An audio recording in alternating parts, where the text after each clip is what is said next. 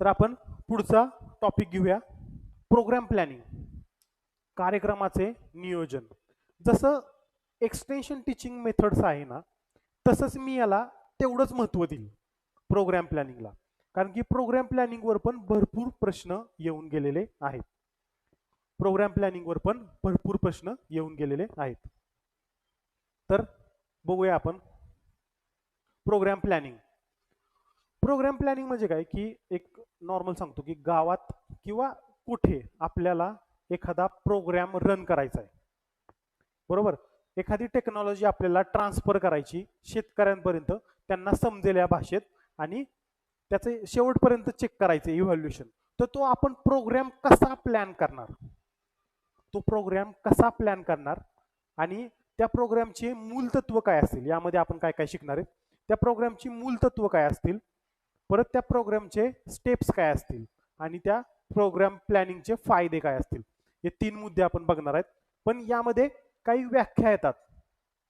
Programme planning या टॉपिकमध्ये व्याख्या येतात, त्या व्याख्या महत्वाच्या आहेत, ज्या की डेफिनेशन्स, ज्या की आपल्याला विचारलेल्या आहेत. मागं भरपूर प्रश्न येऊन गेलेले आहेत डेफिनेशनवर, आपल्याला लक्षात येत नाही की हे कोणत्या टॉपिक मधनं आलं, पण भरपूर प्रश्न विचारलेले आहेत. तर आपण घेऊया प्रोग्राम प्लॅनिंग म्हणजे काय. ही पूर्ण मोठी डेफिनेशन आहे. अस्तित्वात असलेली परिस्थिती आणि त्यामधील समस्यांचे परखड विश्लेषण करणे. सुरुवातीला काय करायचंय, आता ही डेफिनेशन लगेच कळणार नाही, ही डेफिनेशन लगेच करणार नाही, पूर्ण टॉपिक संपला ना की डेफिनेशन क्लिअर होईल.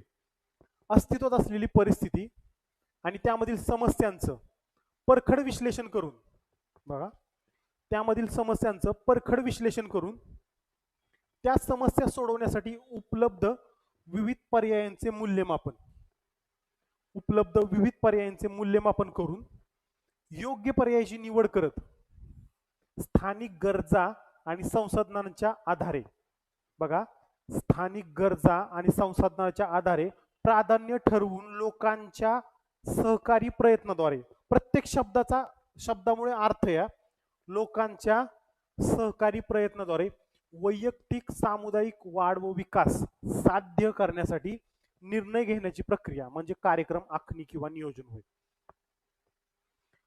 सगळ्यात पहिल्यांदा काय करायचंय की आपल्याला तिथले काय प्रॉब्लेम आहेत त्याचं विश्लेषण करायचंय, त्या समस्यांचं उपलब्ध जे काय पर्याय आहेत त्याचं मूल्यमापन करायचंय, त्यातील योग्य पर्यायाची निवड करायची आहे, तिथल्या लोकांचं सहकार्य घ्यायचंय आणि त्या सहकार्याद्वारे वैयक्तिक व सामुदायिक विकास साध्य करण्यासाठी एक निर्णय घेण्याची प्रक्रिया ठरवायची. त्याला कार्यक्रमाचं नियोजन असं म्हणतात, त्याला कार्यक्रमाचं नियोजन असं म्हणतात. तर हे काय, it is a function of educational system, एक फंक्शन आहे एज्युकेशनल सिस्टीमचं.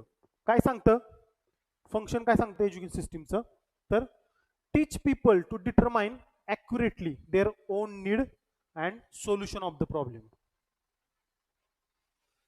फंक्शन आहे की बाबा कसं काम करायचं, ऍक्च्युअल हाऊ टू वर्क, पूर्ण प्रोग्राम तयार झाल्यानंतर काम कसं करायचं, तर ते हे सांगतं आपल्याला. ओके, आता यावर प्रश्न विचारतात, प्रोग्राम प्लॅनिंग प्रोसेस इज, कशी प्रोसेस आहे ती, एज्युकेशनल प्रोसेस आहे, कोऑर्डिनेटिंग प्रोसेस आहे, इव्हॅल्युएशन प्रोसेस आहे आणि परमनंट विथ फ्लेक्झिबिलिटी आहे.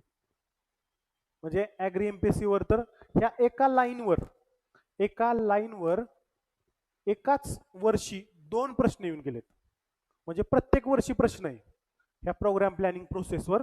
ते बी काय, की ती प्रोसेस कशी आहे, एज्युकेशनल आहे, कोऑर्डिनेटिंग आहे, कंटिन्युअस आहे आणि परमनंट विथ फ्लेक्झिबिलिटी, दरवर्षी प्रश्न येऊन गेलेले आहेत. तर हे महत्वाचं आहे प्रोग्राम प्लॅनिंग. तर आपण काही डेफिनेशन्स घेणार आहोत ज्या की विचारलेल्या आहेत, डेफिनेशन्स घेणार आहोत. तर गोल, ऑब्जेक्टिव्ह आणि एम ह्यातलं फरक सांगा, म्हणजे तुमचे ऑब्जेक्टिव्ह काय, तुमचं गोल काय आणि तुमचं ध्येय काय, एम काय, ह्यामध्ये फरक आहे. नाही तर आपलं तिन्ही एकच असतंय, आपलं तिन्ही गोष्टी एकच असतात, आपलं एम बी एक असते, गोल बी एक असते आणि ऑब्जेक्टिव्ह पण एकच असते. तर लक्षात घ्या, गोलची डेफिनेशन काय, इंग्रजीमध्ये घेऊ आणि मराठीमध्ये पण घेऊया. Distance in any direction expect to go during given period of time. Distance in any direction expect to go during given period of time म्हणजेच गोल. त्याचं उदाहरण काय, रेज यील्ड ऑफ राईस, राईसचं यील्ड आपण घेऊया उदाहरण 5 क्विंटल पर hectare area. आपलं एवढं ही आहे काय म्हणतात त्याला गोल आहे, किंवा 5 क्विंटलनी भाताचं उत्पादन वाढवायचे. त्याची डेफिनेशन काय येईल की ज्या गोष्टी अंतरापर्यंत ठरवलेल्या वेळेत, बघा अंतरापर्यंत ठरवलेल्या वेळेत व दिशेने जायचे अपेक्षित करतो ते अंतर म्हणजे ध्येय होय. जे इंग्रजीत अभ्यास करतायत त्यांनी वरील डेफिनेशन करावी, जे मराठीत करतायत त्यांनी खालील करावी. दोन्ही करण्याचा प्रयत्न करू नका, तुम्ही थेट कलेक्टर होताल. काय दोन्ही करण्याचा प्रयत्न करू नका, कारण की खूप फरक आहे त्यामध्ये. Distance in any direction on expect to go during given period of time म्हणजे गोल, आणि ज्या गोष्टी अंतरापर्यंत ठरवलेल्या वेळेत व दिशेने जायचे अपेक्षित करतो ते अंतर म्हणजे ध्येय होय. ओके, हे झालं गोल.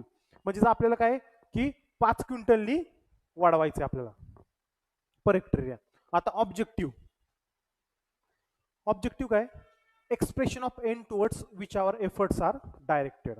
ऑब्जेक्टिव्हची definition, expression of end towards which our efforts are directed म्हणजेच आपल्याला त्या शेतकऱ्याचं 20% उत्पादन वाढवायचे, हे आपलं ऑब्जेक्टिव्ह आहे. 20% उत्पादन वाढवायचे, यामध्ये फरक आहे बघा. 5 क्विंटलनी वाढवायचे आपल्याला दिसते 5 क्विंटलनी, पण 20% उत्पादन वाढलं पाहिजे, म्हणजे ते आपलं उद्दिष्ट आहे. उद्दिष्टाची डेफिनेशन काय ती मराठीमध्ये, आपण ज्या गोष्टीच्या दिशेने प्रयत्न करतो त्या गोष्टी म्हणजे उद्दिष्ट होय. आपण काहीतरी ऑब्जेक्टिव्ह ठरवलेले असतात, म्हणजे MSc करत असताना जे काय ऑब्जेक्टिव्ह असतात ना त्या ऑब्जेक्टिव्ह पूर्ण रिसर्च बेस असतो. जर का तुम्ही 3 ऑब्जेक्टिव्ह ठरवले, 4 ठरवले, 5 ठरवले, तर त्या 5च्या ऑब्जेक्टिव्हचं तुम्हाला एक्सप्लेनेशन द्यावं लागते, त्या ऑब्जेक्टिव्हचा रिझल्ट काढावा लागतो. टोटली ऑब्जेक्टिव्ह डिपेंड असतात, ऑब्जेक्टिव्ह पूर्ण रिसर्च डिपेंड असतो. तर त्या ऑब्जेक्टिव्ह म्हणजेच काय, आपण ज्या गोष्टीच्या दिशेने जायचं ठरवलेलं असते त्या गोष्टी म्हणजे उद्दिष्ट होय. Expression of end towards which our efforts are directed, objective. Aim, आता एम म्हणजेच लक्ष्य. एम म्हणजे काय येणार, जनरलाइज्ड आणि ब्रॉड स्टेटमेंट, जनरलाइज्ड आणि broad statement of direction with respect to given activities. Generalized आणि ब्रॉड स्टेटमेंट ऑफ, येते लक्षात, हे जनरलाइज्ड आणि broad statement of direction with respect to given activities. With respect to given activities म्हणजे aim. Aim काय असू शकतं म्हणजे ध्येय, improvement of farmer economic condition, हे आपलं एम असू शकते. Improvement of farmer economic condition. लक्ष्य, मराठी आता लक्ष्य, हे दिशादर्शक सामान्य व जास्त ढोबळ असे गाठावायचे इस्पित आहे. हे दिशादर्शक सामान्य व जास्त ढोबळ असे गाठायचे इस्पित आहे म्हणजेच लक्ष्य. आता मी का सांगितलं कळालं ना, की इंग्रजीवाल्यांनी करा डेफिनेशन, आणि जे मराठीतून अभ्यास करतात त्यांनी मराठीतून वाचा, म्हणजे सोपं जाईल. कारण की ह्या डेफिनेशन्स विचारल्यात आणि नंतर मग मराठी आणि इंग्रजीचं कन्फ्युजन होईल आणि भलतच तिसरं तुमचं ध्येय साध्य होईल. आता हे थोडं डायग्राम बघा की आपलं गोल बघा काय असते. सगळ्यात पहिल्यांदा गोल असते,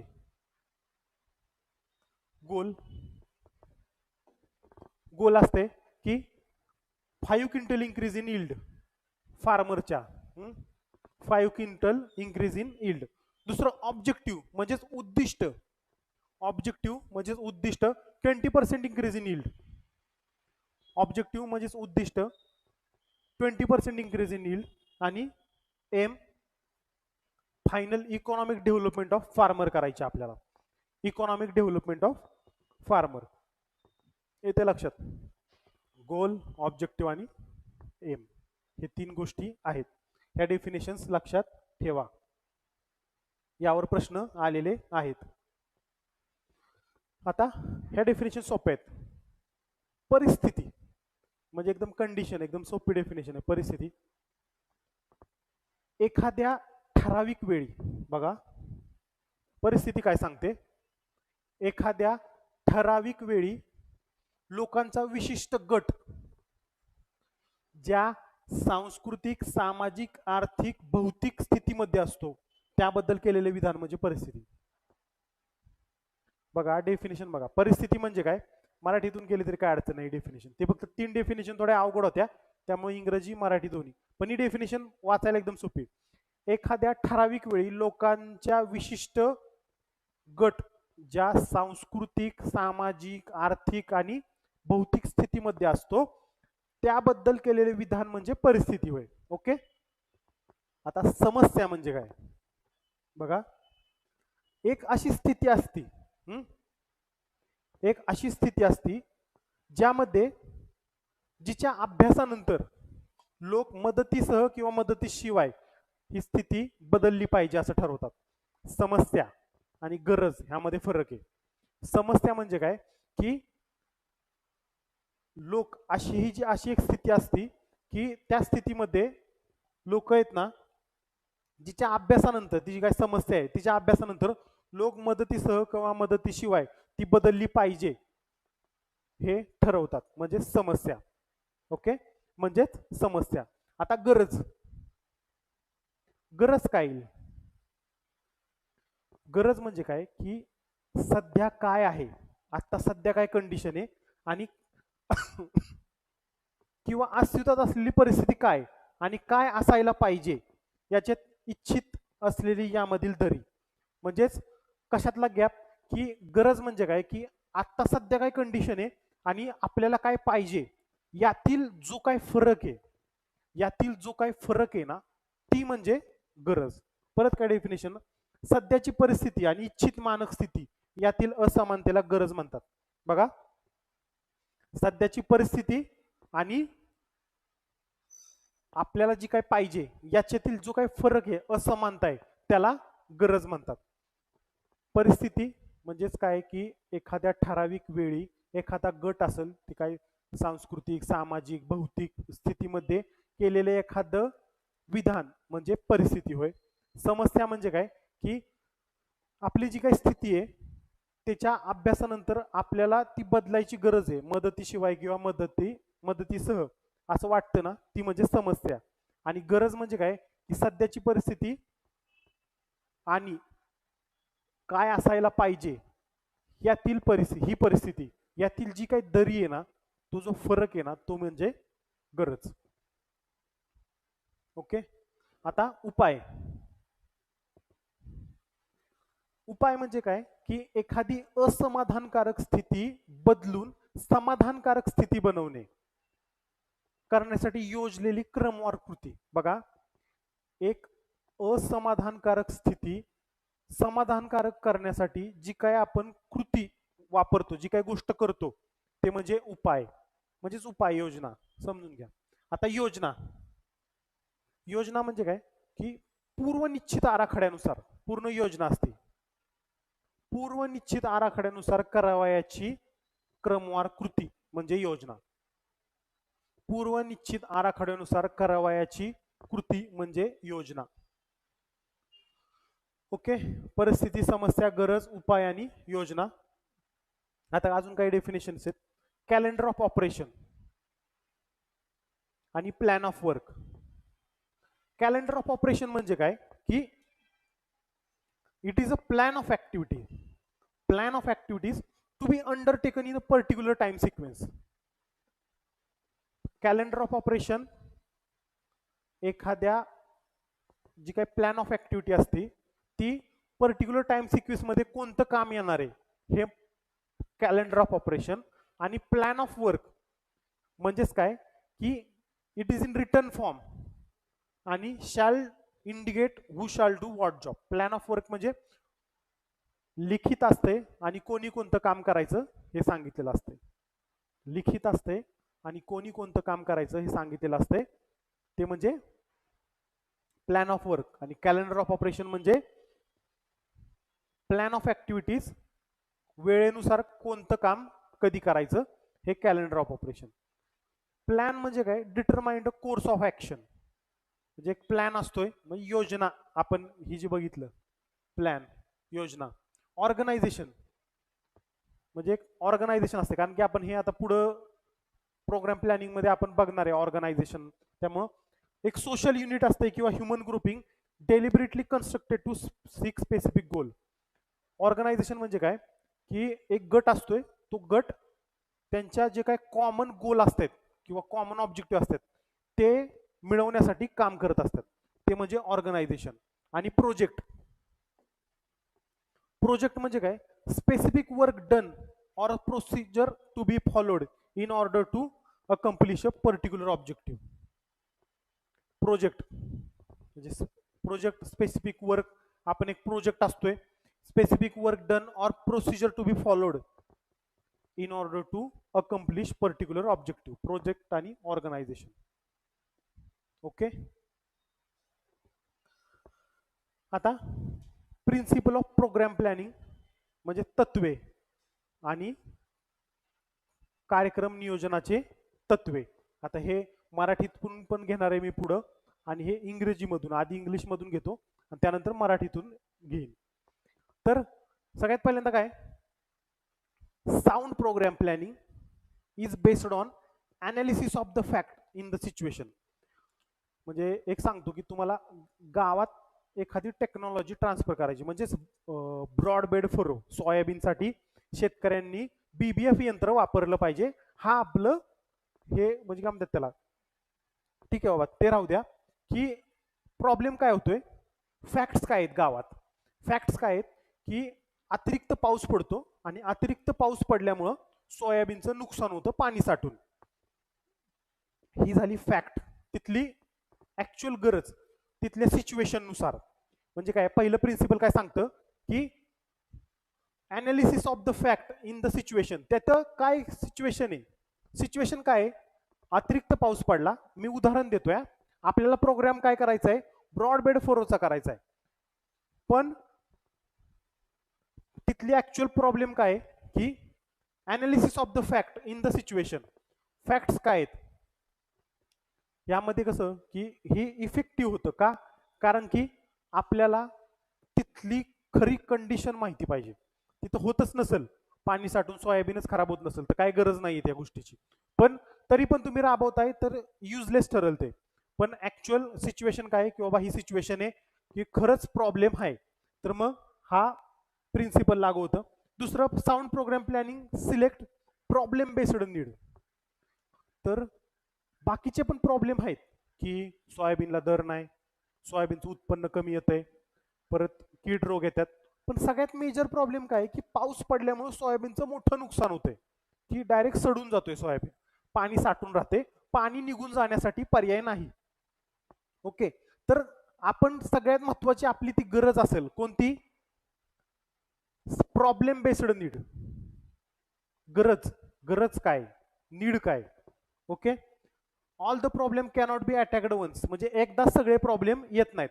सगळ्यात महत्वाचं अर्जंट कॉन्सर्न कोणते ते घ्यायला पाहिजे, ते आपल्या प्रोग्राम मध्ये इन्क्लूड असलं पाहिजे. सगळ्यात महत्वाचा प्रॉब्लेम कोणते, choice of the problem must be among the brought out by analysis of the fact regarding what are felt and unfelt need.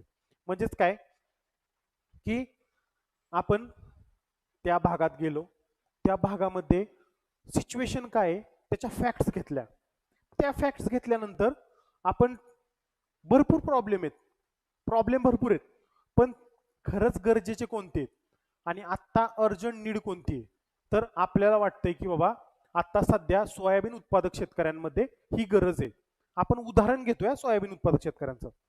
दोन दोन हे घेतले, आपण दोन प्रिन्सिपल घेतले, हे प्रिन्सिपल चालले का.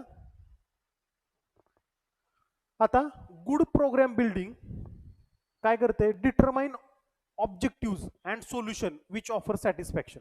म्हणजेच काय की तुमचा प्रॉब्लेम असा असलं पाहिजे की त्यामध्ये शेतकऱ्याला सॅटिस्फॅक्शन मिळालं पाहिजे. नाहीतर सॅटिस्फॅक्शनच भेटत नाही आणि तुम्ही प्रोग्राम रन करताय तर ते युजलेस ठरून जाईल, तर ते युजलेस ठरून जाईल. गुड प्रोग्राम बिल्डिंग काय determines objective and solutions which offer satisfaction. म्हणजे असे ऑब्जेक्टिव्ह ठरवा की ज्यातनं सोल्युशन निघल आणि त्यातून सॅटिस्फॅक्शन मिळेल शेतकऱ्याला. नाहीतर तुम्ही ठरवताय की सोयाबीनच्या स्टोमाटा क्लोज राहतायत, त्यासाठी रिसर्च केला पाहिजे आणि ते ऑब्जेक्टिव्ह ठरवताय आणि त्याचा शेतकऱ्याला फायदा होणार. काय संबंध आहे का? म्हणजे कळतंय तुम्हाला हे याची लिंक म्हणजे काही संबंध नाहीये. मग तो प्रोग्राम युजलेस राहील ना, त्यातनं सॅटिस्फॅक्शन मिळणार नाही आणि सोल्युशन बी निघणार नाही. ओके, काय सांगते, in order to hold interest the worker must set specific objective for whom they are intended, should understand solutions which are within reach. म्हणजे असे सोल्युशन, असे ऑब्जेक्टिव्ह ठरवा की जे तुम्ही रीच करू शकता, जे की पॉसिबल आहेत, आणि give satisfaction of the achievement of the objective, ज्यातून तुम्हाला ते ऑब्जेक्टिव्ह रीच केल्यानंतर सॅटिस्फॅक्शन भेटेल. आता a good program has a permanence with flexibility. म्हणजे तुमचा प्रोग्राम कसा असला पाहिजे की परमनंट असला पाहिजे, तो फायनल झाला पाहिजे, पण त्यामध्ये फ्लेक्झिबिलिटी असली पाहिजे. त्यामध्ये फ्लेक्झिबिलिटी हा सगळ्यात महत्वाचा प्रिन्सिपल आहे. परमनन्स विथ फ्लेक्झिबिलिटी. जर का फ्लेक्झिबिलिटी नसेल, रिजिड असेल प्रोग्राम तुमचा, तर तो यशस्वी होणार नाही. तर तो यशस्वी होणार नाही, तुमचा प्रोग्राम यशस्वी होणार नाही. Good program has a permanence with flexibility. म्हणजेच काय, प्रोग्राम काय सांगतो, हा परमनंट असला पाहिजे, should be permanent. Without flexibility काय होईल, cannot meet the needs of the people. जर का तो परमनंट असेल तर तो गरजा भागवू शकणार नाही. त्यामध्ये फ्लेक्झिबिलिटी असली पाहिजे त्या प्रोग्राम मध्ये. आता a sound program has balance with emphasize. Balance with emphasize म्हणजे काय की एखाद्याचं क्षेत्र आहे आणि त्याच्यावरच तुम्ही ऑब्जेक्टिव्ह ठरवले की बाबा हा नाही नाही याच्यासाठी आपण करूया, ते एकासाठी नाही करून जमणार ना. तुम्हाला तुमचा जो काही प्रोग्राम आहे तो मेजॉरिटी लोकांसाठी असला पाहिजे. तो majority, a good programme should cover majority of their important interest. म्हणजे मेजॉरिटी, भरपूर लोकांना त्यामध्ये समाविष्ट असले पाहिजेत, भरपूर लोक त्यामध्ये समाविष्ट असले पाहिजेत. Must comprehensive enough to embrace all the groups and all problems of the family, village, block and district. सगळं कव्हर केलं पाहिजे त्यांनी, मेजॉरिटी मध्ये असला पाहिजे, म्हणजे कमी लोकांसाठी नसला पाहिजे. आता good program has definite plan of work. Plan of work म्हणजे काय की कोणतं काम कधी करायचं, कोणतं काम कधी करायचं, डेफिनाइट प्लॅन ऑफ वर्क असला पाहिजे त्याला. म्हणजेच काय की तुम्ही प्रोग्राम ठरवला पण काम काय करायचं हेच माहित नाही, तर ते तसेच राहून जाईल ना. प्रॉपर सूचना असल्या पाहिजेत की ह्या तारखेला तुम्ही हे शेतकऱ्यांना सांगा, ह्या तारखेला हे सांगा, त्या तारखेला ते सांगा. असं सगळं पूर्णपणे प्रोग्राम तयार असला पाहिजे. Plan of work. Plan of work म्हणजेच काय की काही पण उद्या, म्हणजे कसं पण प्रोग्राम चालू द्या, पण तुमचा प्लॅन ऑफ वर्क रेडी पाहिजे. Program planning is continuous process. म्हणजे कसं होतं की एकदा प्रोग्राम केला की काम संपत नाही, एकदा प्रोग्राम केला की काम संपत नाही. प्रोग्राम प्लॅनिंग ही कंटिन्युअस प्रोसेस आहे, जी की न थांबणारी आहे, जी की न थांबणारी आहे, प्रोसेस चालूच राहते. एखादा प्रोग्राम घेतला, ते पूर्ण फिनिश झाला, तर त्यातून काय प्रॉब्लेम तयार होत आहेत का शेतकऱ्यांनी ऍक्सेप्ट केलं का रिजेक्ट केलं, रिजेक्ट केलं तर का केलं, मग ते ऑब्जेक्टिव्ह ठरवून परत कंटिन्युअस प्रॉब्लेम घेऊन तो प्रोग्राम रन केला जातो. असं प्रोग्राम प्लॅनिंग हे कंटिन्युअस प्रोसेस आहे. प्रोग्राम प्लॅनिंग कधीच थांबत नाही. प्रोग्राम प्लॅनिंग ही कंटिन्युअस प्रोसेस आहे. Program building is a teaching process. Teaching म्हणजे काय, टीच करते, टीचिंग प्रोसेस आहे. Program building is teaching process. itself an excellent teaching device. It teaches people to think, to reason, make decision and act through participation. कळते का, ही एक teaching process आहे. Time consuming आहे पण चांगली इन्व्हेस्टमेंट आहे. ही टाइम कन्झ्युमिंग आहे पण चांगली इन्व्हेस्टमेंट आहे. Program planning is coordinating process. Coordinating process काय? कोऑर्डिनेटिंग म्हणजे काय? Program planning process find out काय most important problem and seek agreement on definite objective. It obtain cooperation of many people and coordinate efforts of the group agencies, promote the best use of all resources. म्हणजेच काय की coordinating तुम्ही program run करताय पण जर का coordination नसेल, जे शेतकरी त्यामध्ये भाग घेणार आहेत त्यांच्यात कोऑर्डिनेशन नसेल किंवा कोणती एजन्सी आहे कोणता ग्रुप आहे त्यात कोऑर्डिनेशन नसेल तर काही उपयोग राहत नाही. Coordinating process. Program planning provide opportunity for evaluation of result. काय ऑपॉर्च्युनिटी काय प्रोव्हाइड करते? Evaluation of result. म्हणजेच कसं होतं की एखादा प्रोग्राम तुम्ही रन करताय आणि त्याचं इव्हॅल्युएशनच करत नाही तर ते युजलेस ठरून जातं. त्याचं इव्हॅल्युएशनच करत नाही तर ते युजलेस ठरून जातं. तर तुम्हाला ते प्रोग्रामचं इव्हॅल्युएशन करावं लागतं जेणेकरून तुम्हाला कळतं की बाबा तुमचा प्रोग्राम सक्सेसफुल झाला का नाही किंवा बाबा शेतकऱ्यांनी अडॉप्ट केलं का रिजेक्ट केलं. ओके, हे झाले प्रोग्राम प्लॅनिंगचे प्रिन्सिपल्स म्हणजेच कार्यक्रम नियोजनाची तत्वे. ते इंग्रजीमध्ये होतं, सगळं मराठीमध्ये कन्वर्ट करता येत नाही पण आपण मराठीतून पण काही घेऊया. ओके, तर थोडक्यात घेऊ. प्रोग्राम प्लॅनिंग म्हणजे analysis of fact in the situation करायचे. परत काय की ज्या गरजा आहेत सिलेक्टेड प्रॉब्लेम बेस्ड नीड. त्यानंतर असं ऑब्जेक्टिव्ह ठरवा की ज्याला सोल्युशन आहे त्यातून सॅटिस्फॅक्शन मिळेल. प्रोग्राम प्लॅनिंग हे परमनन्स विथ फ्लेक्झिबिलिटी आहे. त्यानंतर बॅलन्स विथ एम्फेसाइज आहे. डेफिनेट प्लॅन ऑफ वर्क पाहिजे. कंटिन्युअस प्रोसेस आहे. टीचिंग प्रोसेस आहे. कोऑर्डिनेशन प्रोसेस आहे आणि provide opportunity of evaluation. Okay, आता कार्यक्रम नियोजनाची तत्वे.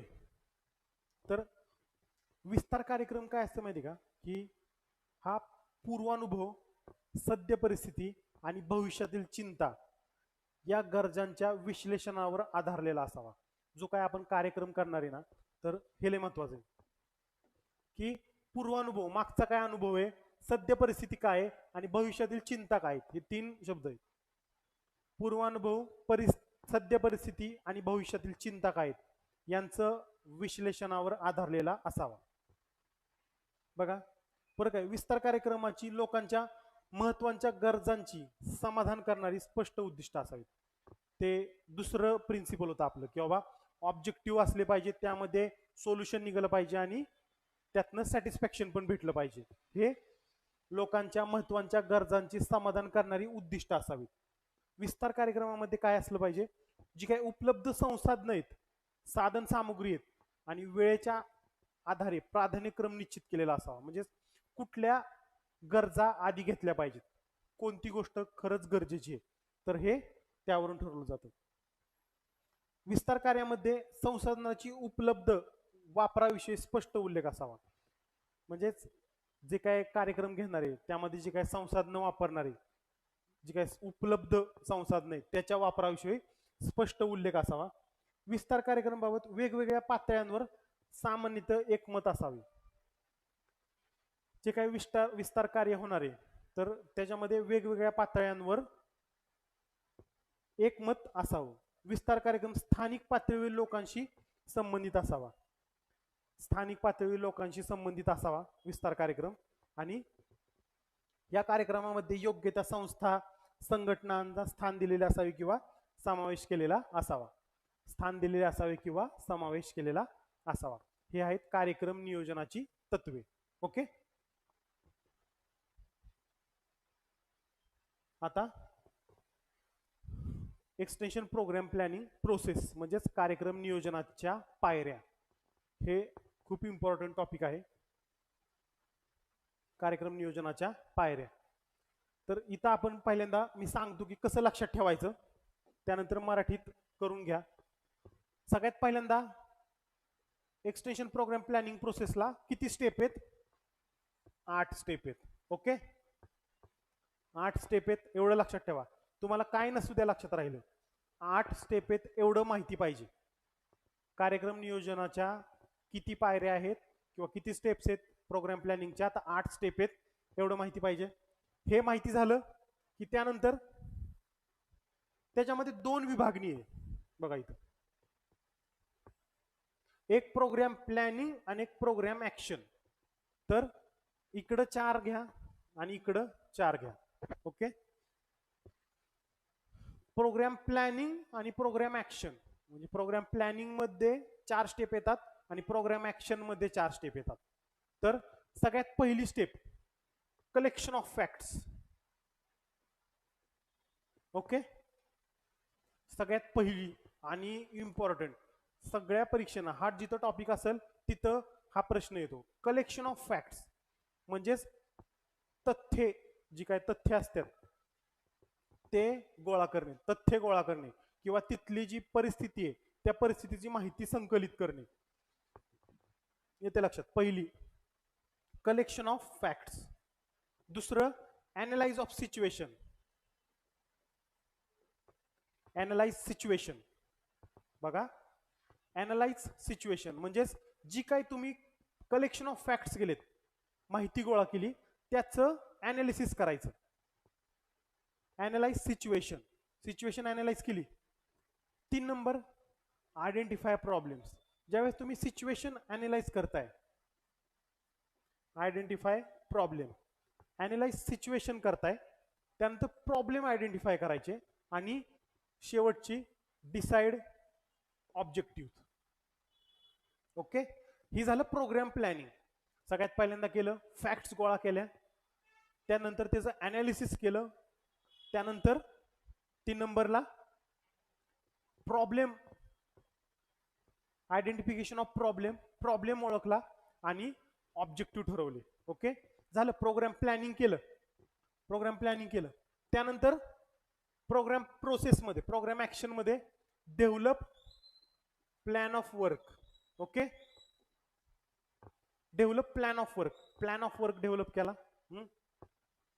Execute plan, execution of plan, develop plan of work केला, एक्झिक्युशन ऑफ प्लॅन केलं, त्यानंतर इव्हॅल्युएशन ऑफ प्रोग्रेस आणि शेवटचं रिकन्सिडरेशन. Okay, reconsideration. इकडं 4, इकडं 4. आता प्रोग्राम प्लॅनिंगच्या प्रोसेस मध्ये 8 पायऱ्या येतात. 8 पायऱ्यामध्ये प्रोग्राम प्लॅनिंग आणि प्रोग्राम ऍक्शन असे 4-4 भाग पडतात. तर एवढं लक्षात ठेवा की पहिली पायरी कोणती? Collection of facts. शेवटची पायरी कोणती? रिकन्सिडरेशन म्हणजेच पुनर्विचार. कलेक्शन ऑफ फॅक्ट्स पहिली पायरी आणि रिकन्सिडरेशन शेवटची पायरी. या 2 पायऱ्या कायमस्वरूपी पाठ ठेवा, ह्या विसरल्या नाही पाहिजेत. आता तुम्ही व्हिडिओ बघताय तर तुम्हाला हे माहितीच पाहिजे की बाकीचं सगळं विसरून जावा. महत्वाच्या व्यक्तीचं नाव विसरा पण हे विसरू नका. 8 स्टेप आहेत, त्यामध्ये 4-4. सगळ्यात पहिली पायरी कलेक्शन ऑफ फॅक्ट्स, सगळ्यात शेवटची रिकन्सिडरेशन. ह्या 2 पहिली आणि शेवटची लक्षात ठेवा, 1 आणि 8वी राहिल्या मधल्या. मग कलेक्शन ऑफ फॅक्ट्स केल्यानंतर अनालाइज सिच्युएशन, त्यानंतर आयडेंटिफिकेशन ऑफ प्रॉब्लेम आणि डिसाइड अन ऑब्जेक्टिव्ह. ओके, त्यानंतर एक काय म्हणतात त्याला, decide plan of work, execute plan, evaluation आणि रिकन्सिडरेशन. अशा 8 स्टेप आहेत. ओके, आता आपण इन डिटेल बघूया, इन डिटेल बघूया. तर सगळ्यात पहिल्यांदा कलेक्शन ऑफ फॅक्ट्स, वस्तुस्थितीच्या माहितीचे संकलन किंवा तथ्य एकत्रित करणे हे विचारतात. कार्यक्रम नियोजनाची पहिली पायरी कोणती? तथ्य एकत्रित करणे आणि खालच्या ह्या सगळ्या गोष्टी येतात. तसंच collection of facts, first step in program planning. हे लय व्हेरी IMP माहिती का, हे माहितीच पाहिजे. First step in program planning, first step in program planning, collection of facts, first step in program planning. Foundation stone upon which the community leader and the problems committee built and carry out their problems. मग आता सगळ्यात पहिल्यांदा एक ढोबळ मानाने घ्या की मग असाच विषय आपला की आपल्याला एका भागामध्ये प्रोग्राम रन करायचा आहे. तर आपण त्या भागामध्ये गेलो की आपण आपल्याला माहित नसते तिथली काय परिस्थिती आहे, तिथलं बॅकग्राऊंड काय आहे. तर तुम्ही आधी फॅक्ट्स कलेक्ट करायचे असतात. कलेक्शन ऑफ फॅक्ट्स म्हणजे तथ्य एकत्रित करणे किंवा वस्तुस्थितीच्या माहितीचे संकलन, या सगळ्या माहिती गोळा करायची असते. ती माहिती गोळा केल्यानंतर म्हणजे माहितीमध्ये काय सापडलं तुम्हाला, की सगळे सोयाबीन खरीपचा क्षेत्र जास्त आहे, रेनफेड फार्मिंग आहे, परत सोयाबीनचं क्षेत्र जास्त आहे, अवेळी पाऊस होतो, कीड रोगाचं प्रमाण जास्त आहे, दर सापडत नाही, मार्केटिंगचा प्रॉब्लेम आहे आणि पोस्ट हार्वेस्ट मॅनेजमेंटमध्ये प्रॉब्लेम आहे. तर सगळ्यात महत्वाची गरज काय, सगळ्यात जास्त लॉस कशामुळे होतो, सगळ्यात जास्त लॉस कशामुळे होतो. तर ह्या सगळ्या आपण फॅक्ट्स गोळा केल्या, बरोबर. फॅक्ट्स गोळा केल्यानंतर ती सिच्युएशन अनालाइज करणार आपण, बरोबर. सिच्युएशन अनालाइज करणार किंवा परिस्थितीचे विश्लेषण. मग त्या सगळ्या फॅक्ट्स गोळा केल्यानंतर ती जी काय परिस्थिती आहे ना त्याचं विश्लेषण करणार, की after assembling the facts pertaining local situation it is important to analyze facts in a such a way that they will useful to individual. कळतं का, म्हणजे त्या फॅक्ट्स गोळा केल्यानंतर त्याचं अनालिसिस करणार की बाबा काय गरजेचं आहे काय नाही, आणि आपल्या ऑफिशियल लँग्वेजमध्ये त्यात बदल करणार, त्यामध्ये बदल करणार. दोन दोन स्टेप कळाल्या. आता तिसरं समस्या ओळखायची म्हणजे identification of problem. Actual problem काय, identification of problem, actual problem काय ते आपण ठरवायचं. Facts about local situation after analyse helpful to identifying problem. म्हणजेच मी मागाशी बरेच प्रॉब्लेम सांगितले, एवढे प्रॉब्लेम आहेत. तर आपल्याला काय वाटतंय की अतिरिक्त पाऊस झाल्यामुळं सोयाबीनचं सडून जातोय आणि त्याचं नुकसान होतंय. तर हे खरंच गरजेचा प्रॉब्लेम आहे, खरंच गरज आहे त्याची. तर मग आपण चौथ्या स्टेप मध्ये काय करणार, ऑब्जेक्टिव्ह ठरवणार, उद्दिष्ट ठरवणार. चौथ्या स्टेप मध्ये काय ठरवणार, उद्दिष्ट. उद्दिष्ट काय ठरवणार की बाबा शेतकऱ्यांचं नुकसान झालं नाही पाहिजे, आपण शेतकऱ्यांना जे बीबीएफ यंत्र आहे ते बीबीएफ यंत्र वापरण्यासाठी प्रोत्साहित करू, हे आपलं ऑब्जेक्टिव्ह असेल. आणि तिसरं ऑब्जेक्टिव्ह असेल की जे काही नुकसान आहे ते नुकसानीचं पर्सेंटेज आपण कमी करणार. बीबीएफ यंत्र माहिती आहे ब्रॉड बेड फरो असतात आणि त्या दोन बेडमध्ये फरो निघते, त्या फरोद्वारे अतिरिक्त पाणी बाहेर काढून दिलं जातं. पण जी नॉर्मल मेथड शेतकरी वापरतात त्याच्यामुळे पाणी साचून राहतं आणि शेतकऱ्याचं नुकसान होतंय. या गोष्टी समजून आपण घेतो. तर मग हे ऑब्जेक्टिव्हची डेफिनेशन काय, objective are expression of end towards which our efforts are directed. ही ऑब्जेक्टिव्हची डेफिनेशन आहे. तर त्यामध्ये 3 ऑब्जेक्टिव्हचे प्रकार पडतात, फंडामेंटल ऑब्जेक्टिव्ह, जनरल ऑब्जेक्टिव्ह आणि वर्किंग ऑब्जेक्टिव्ह. फंडामेंटल ऑब्जेक्टिव्ह म्हणजे काय की हे पूर्ण ओव्हरऑल असते, म्हणजेच all inclusive objective, major objective असते. यातून काय करायचं आपल्याला, त्या सोयाबीन उत्पादक शेतकऱ्याचं ऑल इन्क्लुसिव्ह डेव्हलपमेंट करायची आहे. म्हणजेच त्याला फायनली इकॉनॉमिक कशी कंडिशन बेटर होईल, त्याची स्टँडर्ड ऑफ लिव्हिंग, ते फंडामेंटल ऑब्जेक्टिव्ह. जनरल ऑब्जेक्टिव्ह म्हणजे काय की हे फंडामेंटल ऑब्जेक्टिव्ह पेक्षा थोडस जनरलाइज्ड असणार आहे, फंडामेंटल ऑब्जेक्टिव्ह पेक्षा जनरलाइज्ड असणार आहे. आणि तिसरं वर्किंग ऑब्जेक्टिव्ह. वर्किंग ऑब्जेक्टिव्ह म्हणलं तर ऍक्च्युअल आपण काय काम करणार आहे. वर्किंग म्हणजे काय की ब्रॉडबेड फरो जे बीबीएफ यंत्र आहेत त्याचं अनुदानातनं वितरित करणार आणि त्याचा वापर कसा शेतकऱ्यांमध्ये वाढेल ते आपण बघणार. ओके, हे ऑब्जेक्टिव्ह ठरवले आपण. ऑब्जेक्टिव्ह ठरले आपले.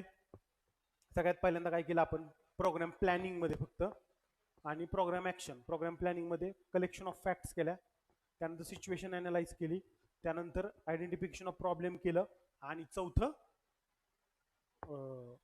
ऑब्जेक्टिव्ह डिसाइड केले.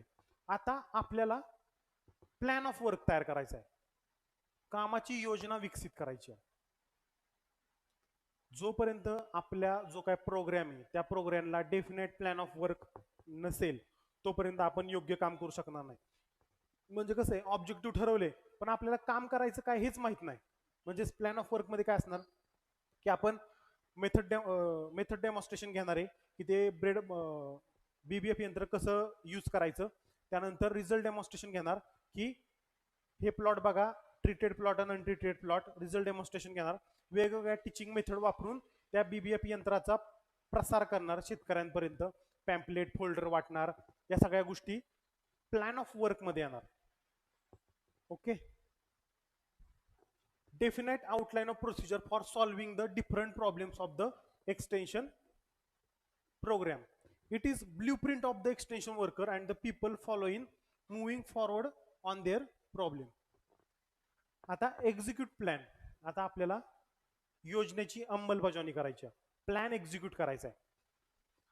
प्लॅन एक्झिक्यूट मध्ये आपण जे काय ठरवलंय त्यामध्ये आपण रिझल्ट डेमॉन्स्ट्रेशन घेणारे, मेथड डेमॉन्स्ट्रेशन घेणारे, शेतकऱ्यांचे मीटिंग घेणारे, लेक्चर घेणारे, त्यांना पॅम्पलेट वाटणारे, त्यांच्या ग्रुपवर मेसेज पाठवणारे, त्याचे फायदे सांगणारे, त्याचं नुकसान कसं कमी होतंय ते सगळं सांगणारे, या सगळ्या गोष्टी योजनेची अंमलबजावणीमध्ये जाणार आहे.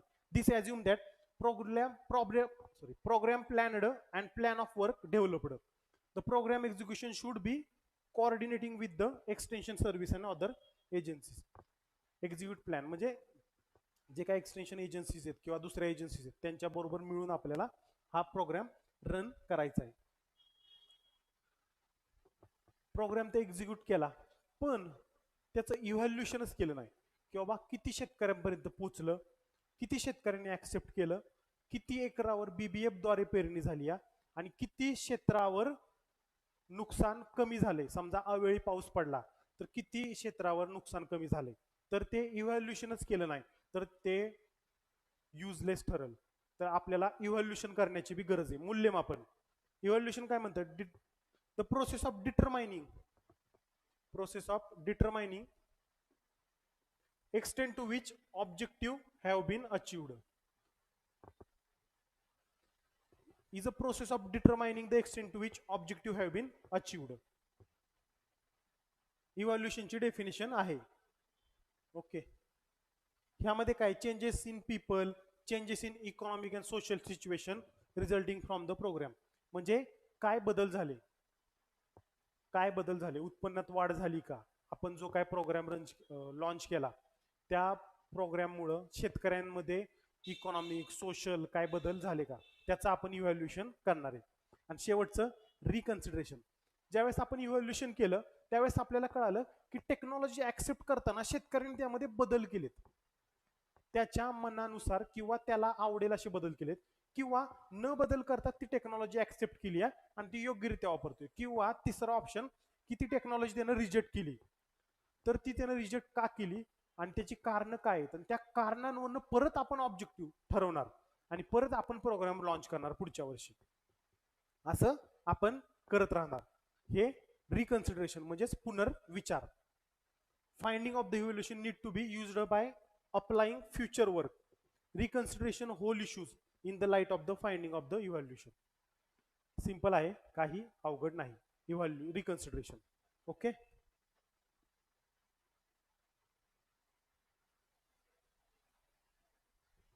आता सगळ्यात पहिल्यांदा आपण रिव्हिजन घेऊया.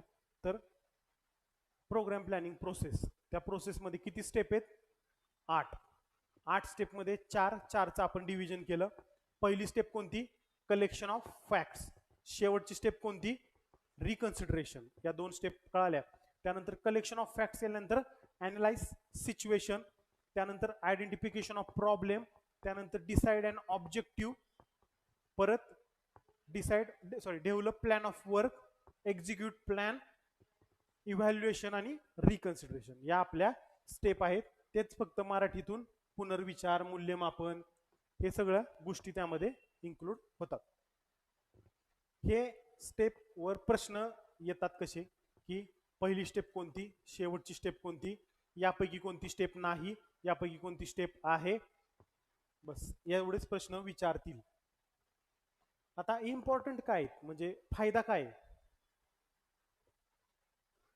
इम्पॉर्टन्स काय ह्याचं, कशाचं, प्रोग्राम प्लॅनिंगचं, की careful consideration of what is to be done आणि व्हाय. म्हणजे काय काम केलं पाहिजे आणि का, what is to be done आणि why. Okay. Helpful in useful, careful consideration what is to be done and why. Okay. Program helps to establish objectives towards which program can be measured and evaluated. येते गरज काय, establish toward the progress can be measured and evaluated. Program helps to add काय development of leadership. Simple आहे की बाबा leadership डेव्हलपमेंटमध्ये role play करते program planning. It help to prevent mistaking the means of the end and develop both felt and unfelt need. म्हणजेच काय की आपण जो काय खर्च करणार आहे म्हणजेच काय साधनं वापरणार आहे त्याचं चुकीच्या ठिकाणी वापर होणार नाही. खरंच गरज काय आहे आणि गरज काय नाहीये तिथंच आपण वापर करू. Program avoid wastage of time and money. Time and money जर का व्यवस्थित प्रोग्राम प्लॅनिंग असेल तर टाइम अँड मनी वेस्टेज होणार नाही आणि प्रमोट जनरल इफिशियन्सी प्रमोट होईल. प्रोग्राम काय हेल्प करणार आहे coordinate the efforts of the different people working for rural development. येते लक्षात working for rural development. Importance of program planning. 3 गोष्टी बघितल्या. प्रोग्राम प्लॅनिंगचे प्रिन्सिपल, प्रोग्राम प्लॅनिंगचे स्टेप्स आणि इम्पॉर्टन्स. इम्पॉर्टन्स भरपूर होऊ शकतात. इम्पॉर्टन्सवर प्रश्न याचे चान्सेस कमी आहेत. स्टेप्सवर आणि प्रिन्सिपलवरच प्रश्न येतील. आता प्रिव्हियस इयर क्वेश्चन्स. प्रश्न बघू. हा टॉपिक महत्वाचा आहे.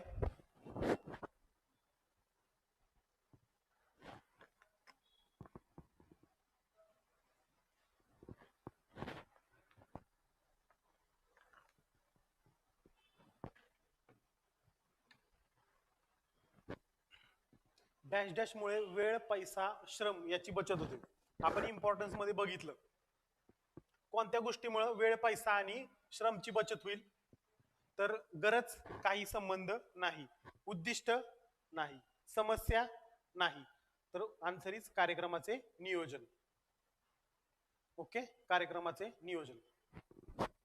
खालचं ग्रामीण लोकांना येणाऱ्या अडचणी व त्यावरील संभाव्य उपाययोजना शोधण्यासाठी त्यांच्याबरोबर कार्य करण्याच्या प्रक्रियेला सिंपल आहे. ग्रामीण लोकांना येणाऱ्या ज्या काही अडचणीच आहेत त्यावर संभाव्य उपाययोजना शोधण्याच्या त्यांच्याबरोबर कार्य करण्याच्या प्रक्रियेला तेच नियोजन नाही, कार्यक्रम नाही, कामाची योजना नाही, कार्यक्रम नियोजन. It's answer is 1. It's answer is 1. कार्यक्रम नियोजन. ओके, आता हे बघा. एका विशिष्ट कालक्रमात हाती घेण्याच्या उपक्रमांच्या योजनेला काय म्हणतात. एका विशिष्ट कालक्रमात हाती घेण्याच्या उपक्रमांच्या योजनेला नियोजन तर नाही, मूल्यांकन नाही, इव्हॅल्युएशन आहे, हे प्लॅनिंग आहे. कार्यक्रमाचे नियोजन का कामाचे वेळापत्रक. म्हणजेच काय की याचा आन्सर आहे कामाचे वेळापत्रक. आपण इंग्रजीमध्ये डेफिनेशन बघितली बघा. Who shall do what job म्हणजे विशिष्ट कालक्रम म्हणजे काय म्हणतात त्याला कॅलेंडर ऑफ ऑपरेशन, कामाचे वेळापत्रक. It is in return form आणि कधी कोणती गोष्ट टाइम सिक्वेन्स मध्ये होणार आहे ते सांगते. विशिष्ट कालक्रमात हाती घेण्याच्या उपक्रमांच्या योजनेला कामाचे वेळापत्रक. सध्याची परिस्थिती आणि इच्छित मानक स्थिती यातील असमानतेला काय येईल याचं उत्तर. आपल्याला काय करायचंय सध्याची जी काय परिस्थिती आहे आणि आपल्याला जी काय परिस्थिती गरजेची वाटते यातील जी काय असमानतेला काय म्हणतात. हे थोडं इथं आलंय तर आन्सर इज गरज. कारण की नियोजन नाही, ध्येय नाही, प्रेरणा नाही, गरज. आन्सर खूप सोपे आहेत. म्हणजे आपण डिलिशन मेथडनी बरोबर उडवू शकतो. ऍग्री एमपीसी सारखं होत नाही इथं की डिलिशन मेथडनी ऑप्शन्स कट होत नाहीत, तर इथं होतात लगेच.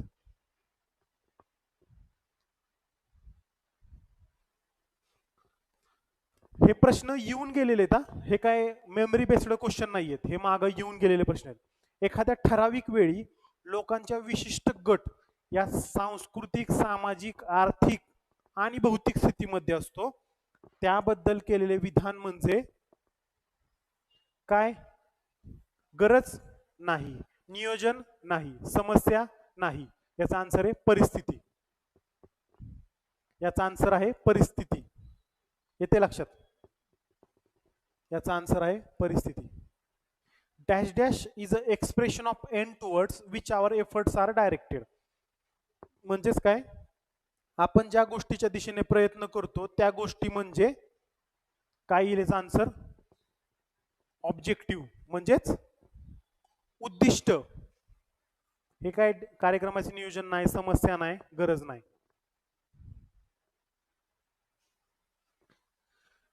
एखाद्या असमाधानकारक परिस्थितीला समाधानकारक परिस्थितीत बदलण्याच्या क्रियेस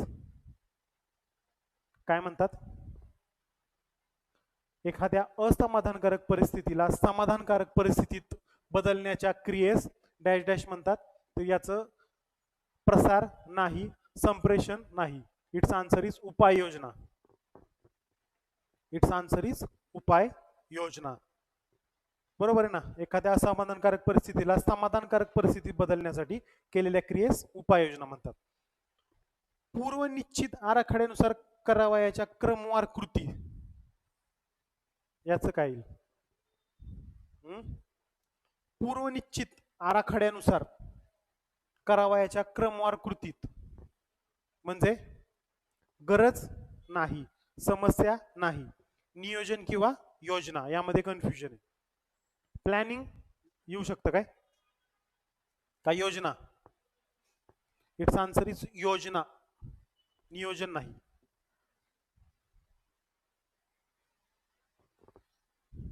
डॅश डॅश ही का, आता हा प्रश्न बघा, डॅश डॅश ही कार्यक्रम नियोजनाची पहिली पायरी आहे. The first step in program planning is. हा प्रश्न आहे ना कंटिन्युअस ॲग्रीमेंट्सला तर आहेच, कंटिन्युअस आहे. म्हणजे प्रत्येक वर्षी प्रश्न विचारला जातो, पहिली नाही तर शेवटची स्टेप कोणती. तर हे आपल्याला माहिती पाहिजे. कुठली स्टेप आहे पहिली, आन्सर काय येईल हिचं, कलेक्शन ऑफ फॅक्ट्स. आत्ताच आपण बघितलं. ॲनालाइज सिच्युएशन दुसरी आहे, आयडेंटिफिकेशन ऑफ प्रॉब्लेम तिसरी, चौथी decide and objective. Okay. Dash dash ही कार्यक्रम नियोजनाची शेवटची पायरी आहे. Last step in program planning is काय आन्सर येईल याचं, कलेक्शन ऑफ फॅक्ट्स पहिली आहे, ॲनालाइज सिच्युएशन दुसरी आहे, आयडेंटिफाय प्रॉब्लेम तिसरी आहे आणि रिकन्सिडरेशन आठवी आहे, चौथी डिसाइड अँड ऑब्जेक्टिव्ह पाचवी, डेव्हलप प्लॅन ऑफ वर्क सहावी, एक्झिक्यूट प्लॅन सातवी, इव्हॅल्युएशन आणि आठवी रिकन्सिडरेशन. ओके. तर इथपर्यंत आपण बघितलं. आतापर्यंत आपण दोन टॉपिक बघितले, संगणक आणि प्रोग्राम प्लॅनिंग प्रोसेस. संगणकामध्ये त्याची रचना, त्याची कार्य, त्याची साठवणूक पद्धत, त्याची मेमरी वगैरे काय असतं ते सगळं बघितलं. त्याच्यावरचे थोडे प्रश्न बघितले आणि त्यानंतर आपण प्रोग्राम प्लॅनिंग प्रोसेस बघितलं. त्या प्रोग्राम प्लॅनिंग प्रोसेसमध्ये प्रिन्सिपल बघितले, स्टेप बघितले, इम्पॉर्टन्स बघितले आणि त्यातील काही महत्त्वाच्या व्याख्या आहेत त्या बघितल्या आणि त्यावर आलेले आपण इम्पॉर्टंट क्वेश्चन्स बघितले. हे पूर्ण ॲनालिसिस होतं. तर आपण थांबूया. धन्यवाद.